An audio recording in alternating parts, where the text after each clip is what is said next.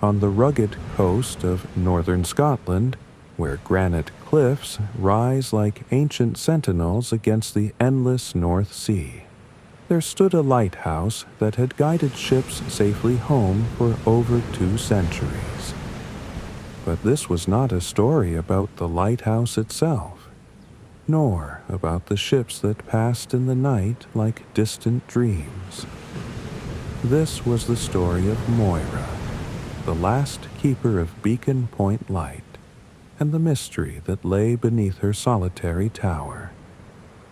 The autumn had settled over the coastline like a familiar blanket, bringing with it the kind of melancholy that only northern shores can offer.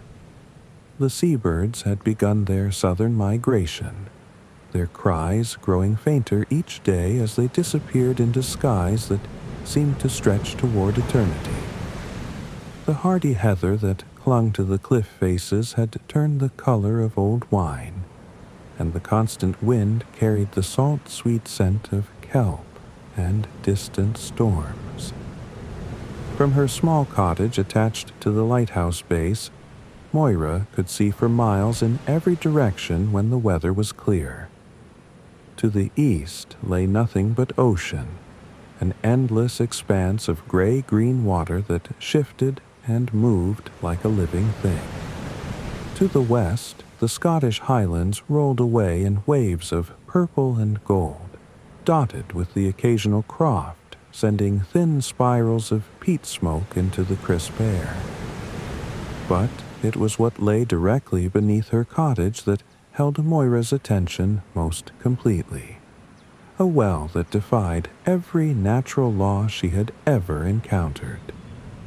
While the other wells in the region drew sweet, cold water from underground springs, hers produced something altogether different. The water in her well burned with a cold, blue flame that never consumed itself, never went out, and cast dancing shadows on the stone walls of her cottage throughout the long northern nights. She had inherited the lighthouse and its mysteries from her great-aunt Isla, who had tended the light for 47 years without once mentioning the unusual nature of the well. It was only after Isla's funeral, when Moira had returned to begin her new life as keeper, that she discovered the truth. The first night, drawn by an eerie blue glow emanating from what she had assumed was an ordinary well, she had lifted the heavy wooden cover and gasped at what she found within. The water moved constantly, though there was no wind to stir it. Beneath its surface, blue flames danced and writhed like captured lightning, creating patterns that seemed almost deliberate, almost intelligent. The well gave off a warmth that had nothing to do with fire as humans understood it, and when she leaned close to listen, she could hear sounds that reminded her of distant voices speaking in languages that predated human memory. For months, Moira had tried to research the well's origins. She combed through historical records in the nearby village, questioned the oldest residents, even consulted geological surveys and university experts. But no one seemed to know anything about burning water, and those few who admitted to having heard rumors about Beacon Point quickly changed the subject, their eyes growing distant and uncomfortable. It was during one of these research expeditions that she met Thomas, a marine archaeologist from Edinburgh, who had come to the area to study Viking burial sites. He was everything Moira thought she wanted in a companion. Intelligent, curious about the world, fascinated by the same historical mysteries that captivated her. When he expressed interest in staying on the coast to extend his research, she invited him to share the lighthouse cottage, grateful for company during the long winter months ahead. But companionship, Moira quickly discovered, could be its own form of isolation. Thomas was a kind man, dedicated to his work and considerate in the practical matters of shared living. He washed dishes and prepared meals, maintained the lighthouse equipment when needed, and listened patiently when she spoke about her own work. The historical fiction she wrote about ancient Celtic magic and the thin places where the old world touched the new. Yet, despite his physical presence, despite the comfort of another heartbeat in the cottage during the long nights, Moira found herself growing increasingly alone. Thomas listened to her stories about druids and standing stones, about the time before Christianity, when every grove and stream held its own spirit. But she could see in his eyes that he catalogued her words as interesting folklore, rather than feeling their deeper truth. "It's fascinating," he would say, stirring his soup in careful circles while she spoke of the old ways. How these ancient beliefs shaped the landscape of human understanding. But when she tried to show him the well, to share with him the one piece of genuine magic in her ordinary world, he always found reasons to be elsewhere. Equipment to check, measurements to record, emails to send. She began to understand that there were different kinds of loneliness. There was the loneliness of physical isolation, which she had expected when she took on the lighthouse. But there was also the deeper loneliness of living with someone who could not see the world the same way you did, who dismissed as primitive superstition the very things that made existence feel mysterious and wonderful. The well, meanwhile, continued to burn. At night, when Thomas was asleep and the lighthouse beam swept its ancient pattern across the dark water, Moira would sit beside the well and try to understand what it was trying to tell her. The flames beneath the water moved in patterns that seemed almost like writing, like some form of communication from a time when humans and the natural world spoke the same language. Her eyesight had begun to fail that autumn, a gradual dimming that made distant objects blur into suggestions of themselves, while the words on her typewriter pages became crystal clear. She found herself venturing less and less into the village, preferring to spend her days on the small stone terrace that faced the well, watching the interplay of natural light and supernatural flame, while she thought about the stories she wanted to tell. The characters in her fiction seemed more real to her now than the people she occasionally encountered in the outside world. She wrote about women who could speak to the spirits of standing stones, about men who found doorways to the other world in sacred groves, about a time when magic was as natural as breathing and twice as necessary for survival. "Why do you think we lost it?" she asked Thomas one evening over dinner, the eternal sound of waves against the cliffs providing a rhythmic backdrop to their conversation. The ability to see magic in the world, I mean. Why did we trade mystery for certainty, wonder for safety? Thomas looked up from his plate, where he had been arranging his vegetables into neat geometric patterns. "Evolution, I suppose," he said thoughtfully. Societies that could accurately assess real threats had better survival rates than those that spent their energy worrying about invisible spirits. But what if the spirits weren't invisible? Moira pressed. What if they were perfectly visible to people who hadn't yet learned to look away? He smiled at her with the patient expression he reserved for what he considered her more fanciful moments. Then I suppose we'd have to ask why natural selection favored the ability to look away. These conversations left Moira feeling more isolated than ever. It wasn't that Thomas was dismissive or unkind, quite the opposite. He engaged seriously with her ideas, considered them from multiple angles, offered thoughtful responses.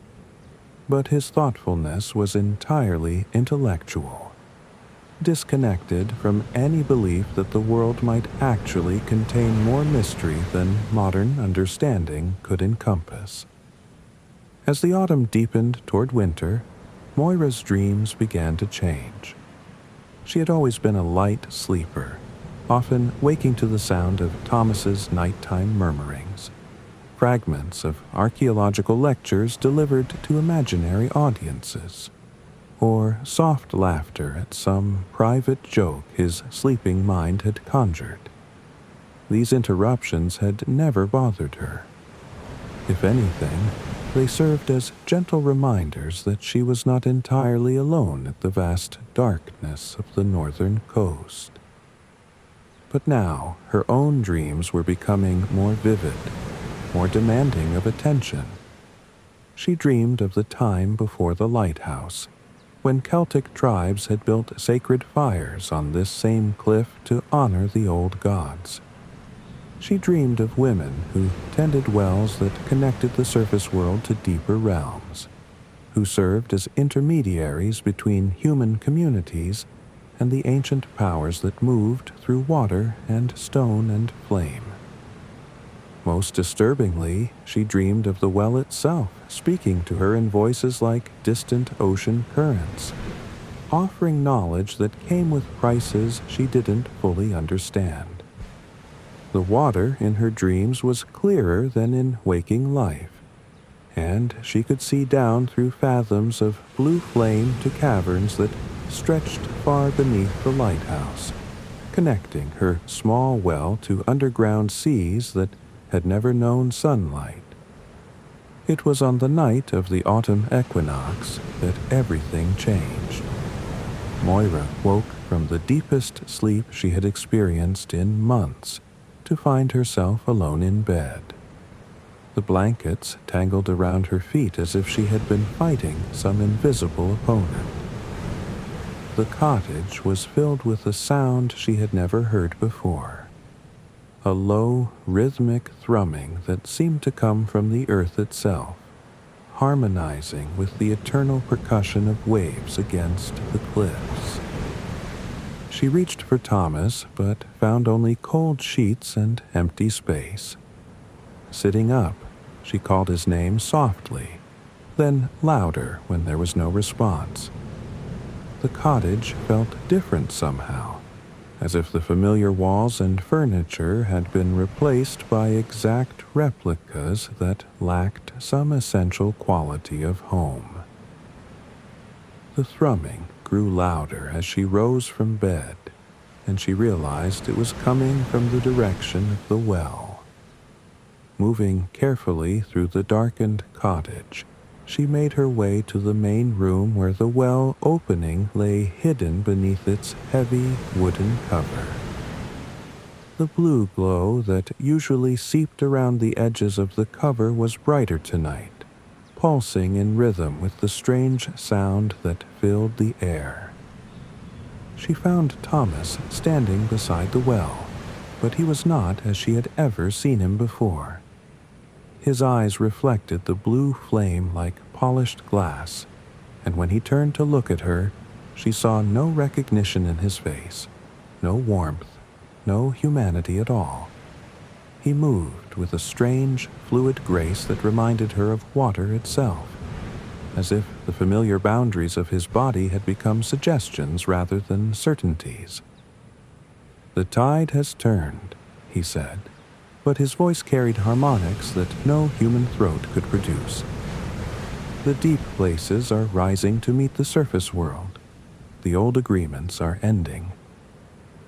Moira backed away slowly, her heart hammering against her ribs like a caged bird. That Thomas she knew was somewhere inside this strange figure, she was certain. But something else was using his form, speaking through his vocal cords, looking out through his eyes with intelligence that felt vast and utterly alien. "What do you want?" she whispered. The thing wearing Thomas's face smiled, and the expression was terrible in its wrongness. "Want? We want nothing, small surface dweller. We take what has always been ours by right. This place, this well, this doorway between the depths and the dry lands, it was never yours to claim." The blue flames in the well grew brighter, and Moira could see that the water level was rising, the burning liquid climbing the stone walls with deliberate purpose. The thrumming sound intensified, and she realized it was not coming from the earth, but from somewhere far below the earth. From caverns and underground seas where creatures of living water had waited patiently for their time to return. "The lighthouse keeper's line ends with you," the false Thomas continued, his form beginning to shimmer and shift like heat distortion above summer pavement. "For 2 centuries, your kind have stood guard over our sacred well, thinking yourselves protectors of ships and sailors. But you were never guardians of the surface world. You were our prisoners, bound by oaths your ancestors made in desperation when the great storms came and the sea claimed half the coastline." Moira felt something cold and wet touch her feet, and looking down, she saw that water from the well was beginning to overflow its stone rim, spreading across the cottage floor in streams that glowed with their own blue radiance. Where the water touched wood and stone, she could hear a soft, hissing sound, as if the very substance of the human-built world was being dissolved by contact with this otherworldly liquid. "The bargain is complete," the creature said. "The lighthouse will burn no more. The ships will find their own way to shore, or they will feed the depths as their ancestors did. And you." It paused, tilting Thomas's head in a gesture that was almost contemplative. "You will join us in the deep places, where your stories of ancient magic will become more than mere words on paper." The water was rising faster now, climbing Moira's ankles and calves with impossible swiftness.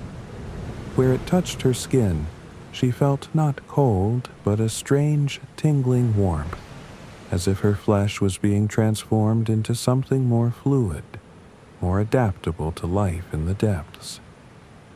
She wanted to run, to fight, to scream for help that would never come. But instead, she found herself oddly calm. Perhaps this was always how the story was meant to end. Perhaps her great-aunt Isla had faced the same choice, and all the lighthouse keepers before her, each in their turn. Perhaps the historical fiction she wrote was not fiction at all, but some kind of ancestral memory, a record of the time when humans and the old powers still negotiated directly with each other. "What about Thomas?" she asked, surprised by the steadiness of her own voice. The real Thomas. The creature's smile became almost gentle, almost sad. "He will wake tomorrow in his tent at the archaeological site, with memories of a pleasant evening in the village pub and a decision to return to Edinburgh earlier than planned. He will carry with him a lingering fondness for the lighthouse keeper who was so passionate about ancient Celtic magic, and sometimes in dreams he will remember the sound of blue flames dancing on impossible water." The water had reached Moira's waist now, and she could feel her legs beginning to change, becoming something more suited to swimming than walking. Looking down through the glowing liquid, she saw that her feet had already transformed into something that was neither fin nor flipper, but partook of both, and of qualities that had no names in any human language. "Will I remember?" she asked. "You will remember everything," the creature assured her. "Your stories, your dreams, your love for the mysteries that others could not see. In the deep places, such gifts are treasured beyond all price. You will write new stories there. Tales of the surface world for those who have never seen sunlight, and they will love you for bringing them such wonders." The water was at her chest now, warm and welcoming as a mother's embrace. Moira thought of all the stories she had written about women who found doorways to other worlds, who chose mystery over safety, magic over mundane existence. She had always wondered if she would have the courage to make such a choice herself, if the opportunity ever arose. Now she knew. "What happens to the lighthouse?" she asked, more curious than afraid. "It will stand," the creature said, and now its form was shifting more rapidly, Thomas's familiar features dissolving into something that was sometimes human, sometimes fish, sometimes nothing but moving water given temporary shape. Ships will avoid this coastline without knowing why. The local authorities will eventually assume the lighthouse has been automated. The cottage will be forgotten, and in time, even the memory of lighthouse keepers will fade. But the well will remain, and we will remember the bargain and the service your family provided. The water closed over Moira's head, but she found she could breathe it as easily as air. Around her, the cottage dissolved like watercolors in rain, and she felt herself sinking through fathoms of blue flame toward depths that no surface dweller had ever imagined. Schools of creatures that were part fish, part living water, part pure thought swirled around her in welcome, their forms shifting and changing like dreams made manifest. As she descended, she heard music, not the primitive thrumming that had filled the cottage, but complex harmonies that seemed to tell the history of the world from the perspective of the sea itself. There were songs about the first rains that filled the empty ocean basins, about the birth of life in thermal vents and tide pools, about the long, slow dance between water and land that had shaped every coastline on Earth.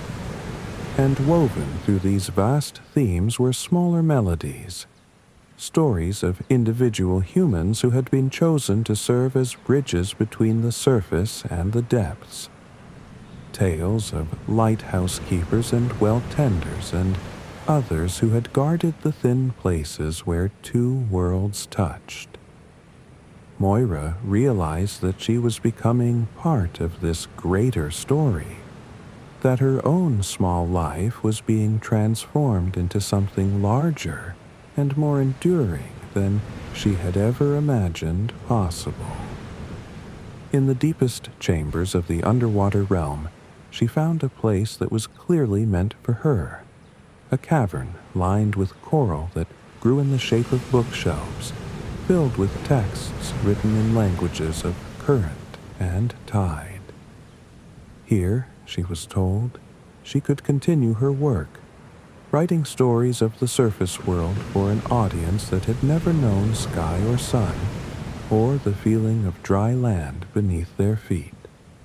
She thought of Thomas, waking in his tent with confused memories of a pleasant evening in the village. She thought of the ships that would pass the darkened lighthouse in the nights to come, their navigators relying on GPS and radar rather than the ancient beacon that had guided their predecessors. She thought of the cottage slowly returning to stone and timber as the enchanted water receded, leaving no trace of the magic that had once dwelt there. But mostly, she thought of the stories she would write in this place beyond human understanding. Tales of autumn afternoons and the smell of peat smoke, of heather-covered hills and the cry of seabirds, of ordinary people discovering that the world contained more mystery than they had ever dared to hope.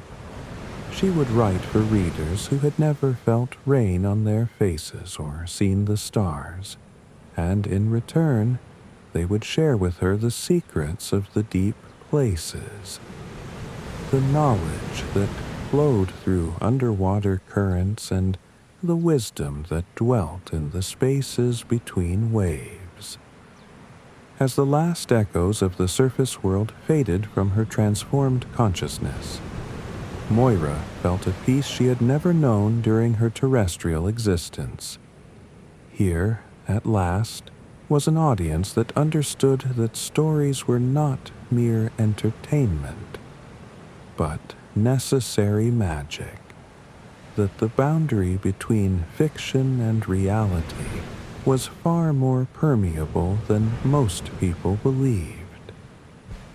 The lighthouse beam that had swept across the dark waters for over 2 centuries flickered once and went out, but Moira was no longer there to see it. She was swimming through libraries of living coral, beginning her first story for the people of the depths, her words taking the form of bioluminescent patterns that pulsed and flowed like captured starlight in the eternal darkness of the deep.